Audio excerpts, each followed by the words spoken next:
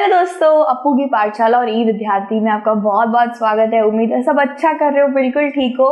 और जैसे कि आप जानते हो, हम लोग पाठ 9 कर रहे थे आपका क्षेत्रीय संस्कृतियों का निर्माण आपके इतिहास की किताब से। उसके बहुत सारे विषय हमने पहले से कर लिए, अगर नहीं देखा है जाके आप जल्दी से देख सकते हो। तो जैसे कि आप जानते हो की पढ़ने वाला आज क्या है, आम्र बंगाल नजदीक से एक तरफ। तो आज हम ये पढ़ने वाले हैं।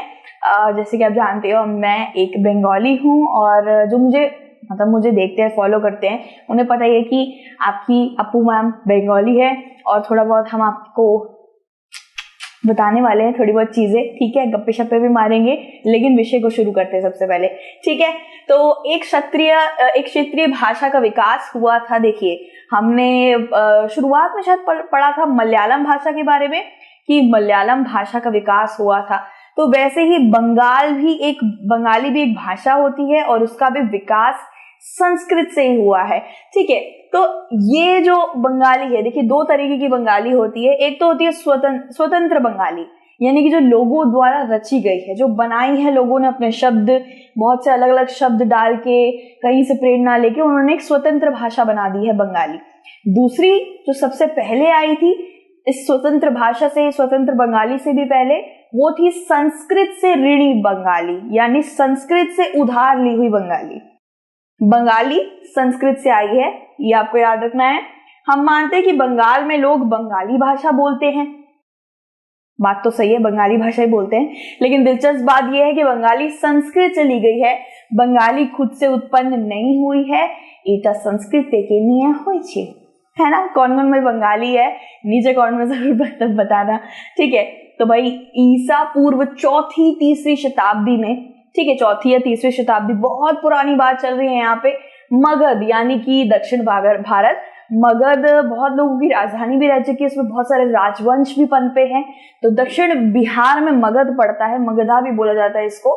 बंगाल और संस्कृत के बीच संबंध विकसित हुए और प्रभावशाली भाषा बन गई। क्या होता था ना दोस्तों कि ये चीज समझ नहीं आ रही है कि संस्कृत से बंगाली कैसे निकली है। कभी संस्कृत तो इस्तेमाल ही नहीं हुई बंगाल के अंदर, कभी बंगाल में संस्कृत का नामो निशान भी नहीं मिला। अगर ये समझ लीजिए, ये संस्कृत भाई जी है, ठीक है, ये हमारी संस्कृत माँ है और संस्कृत से निकली है बंगाली। लेकिन संस्कृत बंगाल या कोलकाता, यानी बंगाल हमारे पूर्वी भारत के अंदर कहीं था ही नहीं, तो उसमें से बंगाली कैसे निकल गई, ये देखने वाली बात है। तो वो ऐसे निकली कि दक्षिण बिहार में, यानी मगध में, बहुत से ब्राह्मण रहते थे। आप जानते हैं ब्राह्मण बहुत अच्छी संस्कृत बोलते हैं, वेदों का ज्ञान रखते हैं, संस्कृत के ज्ञाता होते हैं। तो दक्षिण बिहार और बंगाल का हमेशा एक पास पास रहने वाले वो है ना, ये पास पास रहने वाले राज्य हैं।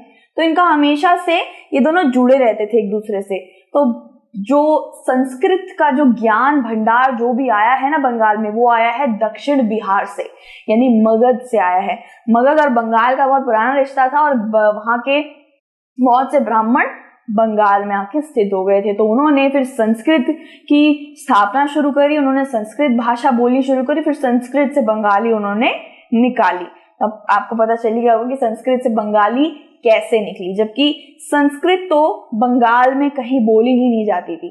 वो कहाँ से आई है, वो आई है भाई सफर करके दक्षिण बिहार से, यानी कि मगध से, ठीक है।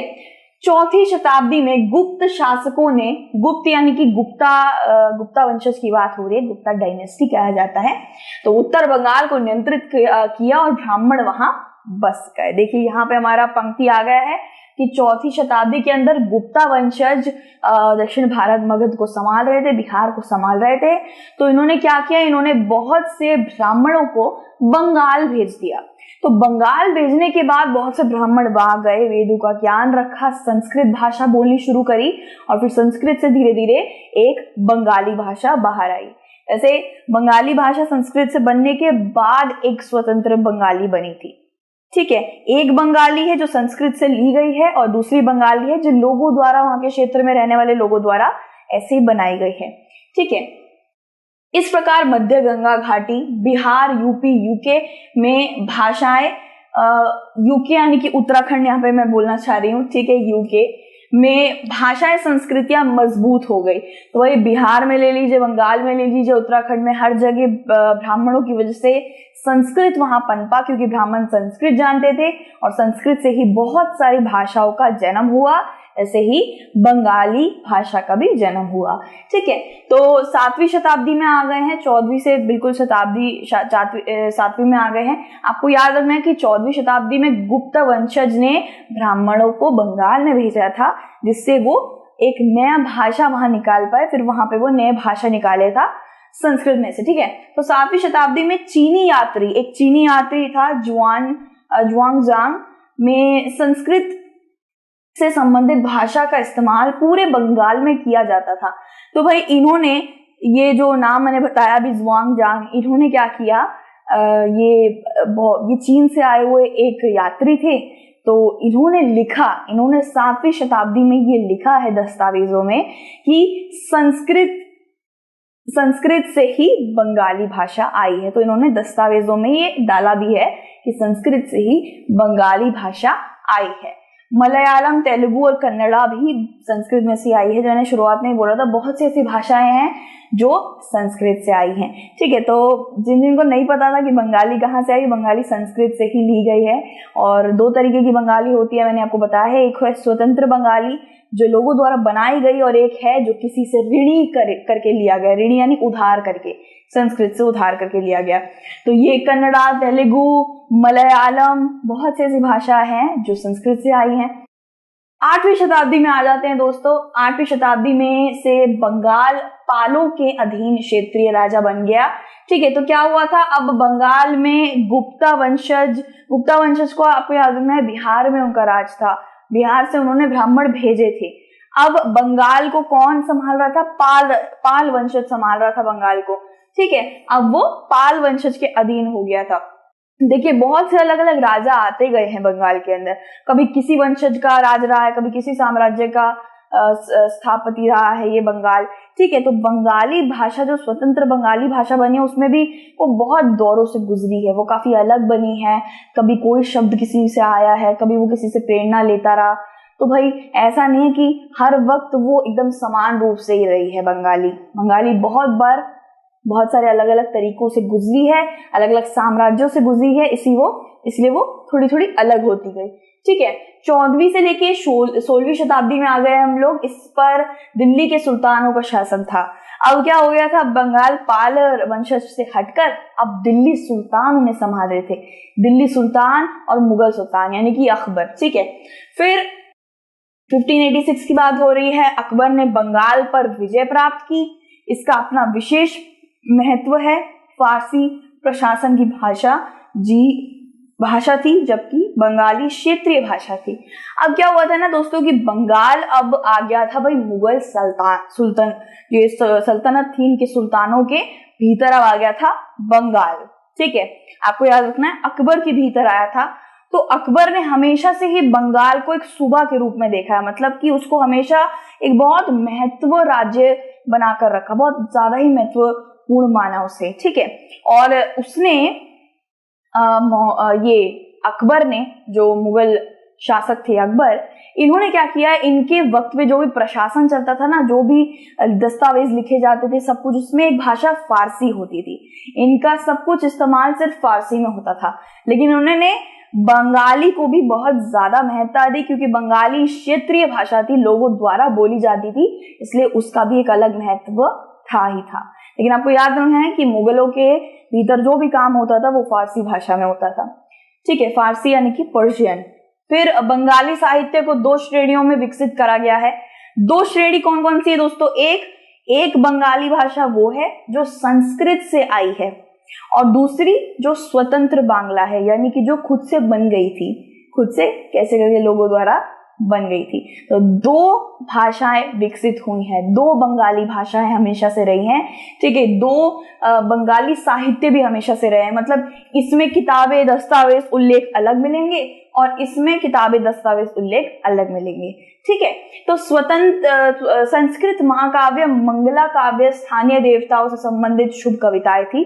देखिए, अब इसकी जो बात हो रही है पहले में आता है, संस्कृत से आई हुई बंगाली में हम कुछ कविताएं और कुछ दस्तावेज देखेंगे, उनका नाम है मंगला काव्य।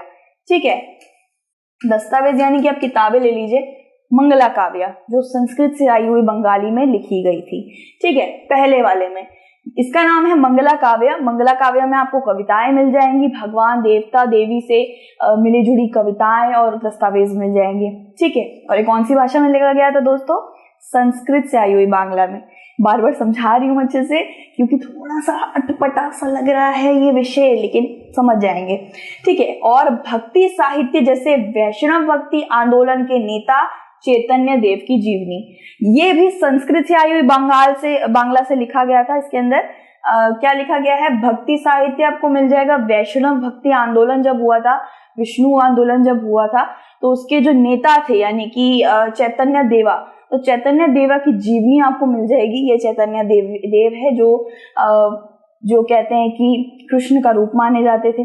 तो चैतन्य देव की जीवनी और उनके ऊपर वैष्णव भक्ति की साहित्य और भी भक्ति साहित्य, ये सब भी संस्कृत से आई हुई बांग्ला से लिखा गया है।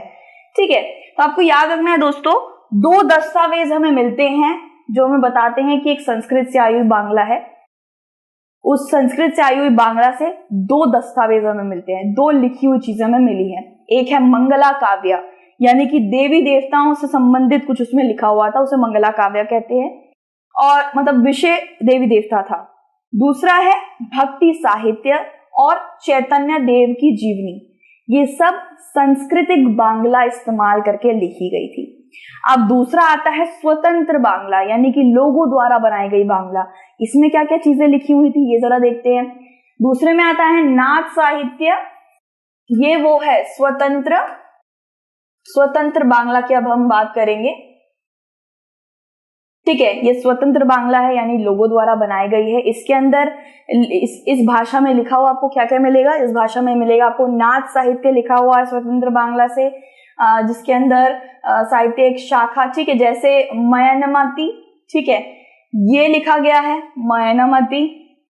नाथ साहित्य, गोपी चंद्र के गीत, धर्म ठाकुर की कहानियां, ठीक है, परियों की कहानियां, परियों की कथाएं, लोक कथाएं और गाथा गीत शामिल थे। तो बहुत सारी चीजें स्वतंत्र बांग्ला में लिखी गई हैं दोस्तों, जैसे कि नाथ साहित्य, मयनमती, गोपी चंद्र के गीत, धर्म ठाकुर की कहानियां, लोक कथाएं, परी कथाएं और गाथा गीत, ये सब स्वतंत्र बांग्ला में लिखे गए हैं। ठीक है, स्वतंत्र बांग्ला यानी कि ऐसी बंगाली जो संस्कृत से नहीं आई थी, जो खुद बन गई थी। ठीक है, तो लोक कथाएं क्या होती है? पुरानी पारंपरिक कथाओं को लोक कथाएं कहते हैं। पारंपरिक, जो बहुत पुराने काल से चली आ रही हैं, जैसे कि ये कुछ इस तरीके की देख लीजिए, ये बहुत पुरानी है, लिटिल रेड राइडिंग हुड, इसके बारे में आपने कहीं ना कहीं सुना ही होगा, कितनी पुरानी कहानी है बच्चों की। सुधा मूर्ति, इसकी ये भी बहुत पुरानी पौराणिक कहानियां है। या महाभारत ले लीजिए या फिर आप रामायण ले लीजिए, ये भी बहुत पुरानी गाथाओं में आता है। परियों की कहानियां, ये भी स्वतंत्र बांग्ला में लिखी गई हैं। परियों की कहानियां जैसे कि हैंसल ग्रेटल, और इसको आप तो जानते हो कि किसी ने इसकी मूवी देखी है क्या? कौन है जल्दी बताओ। ये मैंने देखी है इसकी मूवी, बहुत बार देखी है, ये मैं भी नाम भूल गई। रेपंजल, जिसके बहुत लंबे लंबे बाल होते थे, वो बालों को रस्सी से ऐसे नीचे करके झूलती थी, याद है? ये एक अच्छी बहुत अच्छी मूवी है। सिंड्रेला की कहानी अभी तो सुनी है। तो ये सब परियों की कहानियां है, मनगढ़ंत कहानियां, ये सब भी स्वतंत्र बांग्ला में लिखी गई हैं। और गाथा गीत, कविताएं या गीत जो एक कहानी कहते हैं। ठीक है, कोई कविता है जिसे आप गीत की तरह भी गा सकते हैं, जैसे कि वंदे मातरम, ये एक कविता है, लेकिन हम इसे गीत की तरह गाते हैं ना, सुबह सुबह प्रार्थना में वंदे मातरम गाते हैं ना, तो ये कविता है जो गीत की तरह, तो इसको गीत कथा कहते हैं। तो दो अलग अलग, मैंने आपको बता दिया, दो अलग अलग भाषाएं हैं। एक है स्वतंत्र बांग्ला, एक है संस्कृत से उधार ली हुई बांग्ला, संस्कृत से निकल के आई हुई बांग्ला।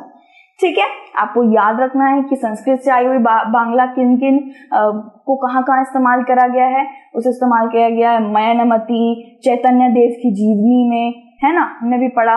और स्वतंत्र बांग्ला में बहुत सारी चीजें लिखी गई हैं जो हमने पढ़ा। परियों की कहानियां लिखी गई हैं, गीत गाथा लिखी गई है, पौराणिक कहानियां लिखी गई है ना, नाच साहित्य लिखा गया है। तो ये सब हमने अभी पढ़ा। ये 2 तरीके की भाषाएं बनी थी बांग्ला हमारे बंगाल के अंदर, पूर्व बंगाल के अंदर। एक है संस्कृत से निकली हुई, और एक है स्वतंत्र बंगाली। पाठ और पांडुलिपि पहली श्रेणी से संबंधित है और आसानी से 15वीं और 18वीं शताब्दी के अंत में आसानी से मिल जाते हैं। अब यहाँ पे बात हो रही है, जो पहला वाला था ना पहला वाला था संस्कृत से ली हुई बंगाली, है ना, तो बोला जा रहा है यहाँ पे कि वो उसके दस्तावेज संस्कृत से ली हुई बंगाली जहां जहां भी इस्तेमाल हुई है वो आराम से लोगों को मिल गई थी। ठीक है, 15वीं और 18वीं शताब्दी के बीच में वो सबको आराम से मिल गई थी। लेकिन जो दूसरा वाला स्वतंत्र बंगाली में लिखी हुई चीजें थी वो लोगों को नहीं मिली, वो मिली ही नहीं। बहुत मुश्किल था पता करना कि वो कौन से सन में लिखी गई है। पहली संस्कृत बंगाली वाला तो पता चल गया सबको कि वो साहित्य कहाँ से आ रहे हैं, कब लिखे गए थे, लेकिन दूसरे वाले का कुछ भी पता नहीं चला। तो इसलिए हमेशा स्वतंत्र बंगाली को कोई देखता नहीं है, महत्वपूर्णता नहीं देता है। हमेशा यही माना जाता है कि संस्कृत से ही बंगाली पनपी है, बस कोई स्वतंत्र बंगाली की बात नहीं करता है, क्योंकि उसके बारे में कोई स्रोत ही नहीं मिला, कोई दस्तावेज ही नहीं मिले। अभी हमने बोला ना, परियों की कहानियां, गाथाएं वगैरह, नाच साहित्य, ये सब मिले ही नहीं, इनका पता ही नहीं चल पाया कि कौन से सन से आ रही है। दूसरी श्रेणी को मौखिक रूप से प्रसारित किया गया था, मतलब लोगों को, जिन जिन लोगों ने वो कविताएं, वो परिकथाएं, ये सब पढ़ी थी, बस वो पढ़ी हुई उनको याद है। लेकिन लोग तो बनाकर भी बोल सकते हैं, बोलने में क्या जाता है, कुछ भी बोल दो। लोगों को तो स्रोत चाहिए होता है ना, लोगों को चाहिए कि हाँ, ये सामने ला कर दो तो माने, लेकिन वो सामने तो मिल ही नहीं पाई, वो कहाँ खो गए पता नहीं। ठीक है, और आंशिक रूप से पूर्वी बंगाल के रूप में जाना जाता था। तो ये जो स्वतंत्र बांग्ला बनी थी, इसको बोल दिया गया कि जो पूर्वी बंगाल है ना, यानी कि ईस्ट पाकिस्तान एक वक्त पे उसको बोला जाता था।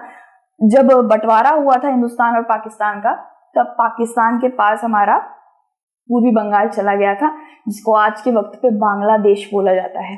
ठीक है, तो ऐसा बोल दिया गया है कि स्वतंत्र बांग्ला बांग्लादेश की है।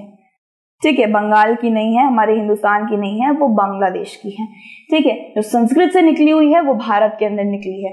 तो ब्राह्मण का प्रभाव भी कमजोर था। देखिए, जहां पे स्वतंत्र बांग्ला खुद से बनी है वहां पे कोई भी ब्राह्मण नहीं थे, क्योंकि सीधी सी बात है, जहां पे ब्राह्मण होते वहां से संस्कृत, देखिए बिहार से ब्राह्मण आए बंगाल के अंदर, तभी तो उन्होंने संस्कृत पढ़ाया, संस्कृत से बांग्ला निकली।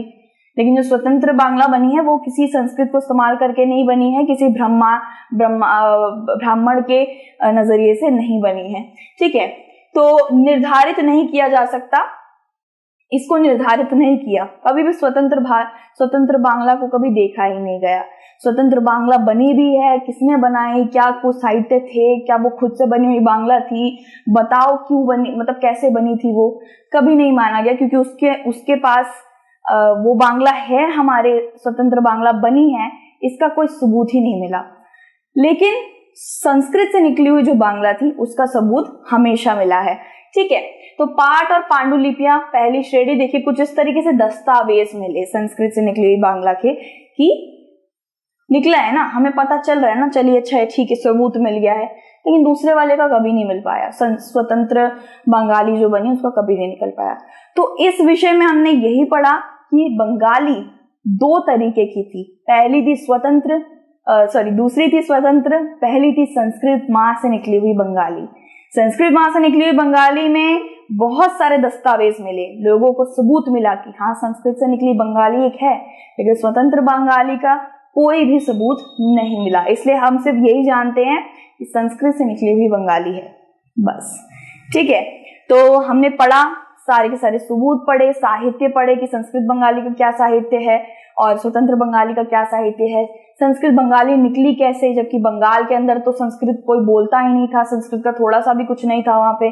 तो बिहार से ब्राह्मण बंगाल में आए थे। और बंगाली भाषा बहुत बार बदली भी है, क्योंकि बहुत से अलग अलग साम्राज्य बंगाल में नियंत्रण लिया था, बंगाल को उन्होंने नियंत्रण लिया था अपने में, तो बहुत बार बंगाली बदली भी है।